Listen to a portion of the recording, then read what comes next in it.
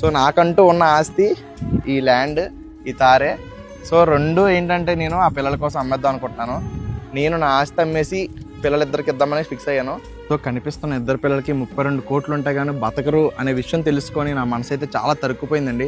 So వాళ్ళకి 32 కోట్లు ఇచ్చే స్తోమత అయితే నాకు లేదు. కానీ నా వంతుగా నేను వాళ్ళకి ఏదో ఒకటి చేయాలని అయితే నేను ఆలోచించి ఒక డిసిషన్కి అయితే వచ్చానండి.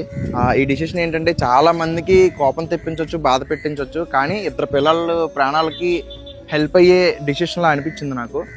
సో ఏంటంటే నేను కాలేజ్ చదువుతున్నప్పటి నుంచి నా డ్రీమ్ వెహికల్ అనమాట ఇది. బీటెక్ అయిపోగానే జాబ్ రాగానే ఫస్ట్ కొనుక్కున్న వెహికల్ ఇది. చాలా ఇష్టంగా మా పేరెంట్స్తో ఓపెన్ చేయించాను. ఈ వెహికల్ అయితే నేను ఆ పిల్లల కోసం అమ్మేద్దాం అనుకుంటున్నానండి. సో ఈ వెహికలే కాదు, ఈ వెహికల్ కింద ఉన్న ల్యాండ్ ఏదైతే ఉందో ఈ ల్యాండ్ ఏంటంటే మా అమ్మగారికి వాళ్ళ అమ్మగారు చాలా ప్రేమగా ఇచ్చిన ల్యాండ్ అనమాట. మా అమ్మగారు ఏంటంటే నాకు మా అక్కకి ఇచ్చారు ఈ ల్యాండ్. సో నాకంటూ ఉన్న ఆస్తి ఈ తారు, ఆ ల్యాండే. సో నాకంటూ ఉన్న ఆస్తి మొత్తాన్ని అమ్మేసి ఆ పిల్లలకైతే ఇచ్చేద్దాం అనుకుంటున్నాను. నా వంతుగా ఏదో ఈ సహాయం చేద్దామని ఫిక్స్ అయ్యాను నేను. సో నేను సిద్ధం ఈ ల్యాండ్, ఈ తారు అమ్మేయడానికి. సో మీరు సిద్ధమా పిల్లలకి మీకు తోచినంత సహాయం చేయడానికి? సో కింద మిలాప్ క్యూఆర్ అయితే పెడతాను. ఎవరైనా సహాయం చేయాలంటే ఆ క్యూఆర్ నుంచి అయితే అమౌంట్ పంపించవచ్చు. అది కూడా ఆ పిల్లల అకౌంటే, నాది కాదు. సో ప్రతి ఒక్కరు ఆ పిల్లలకి సహాయం చేసి పిల్లల ప్రాణాలు నిలబెడతారని కోరుకుంటున్నాను. Thank you so much.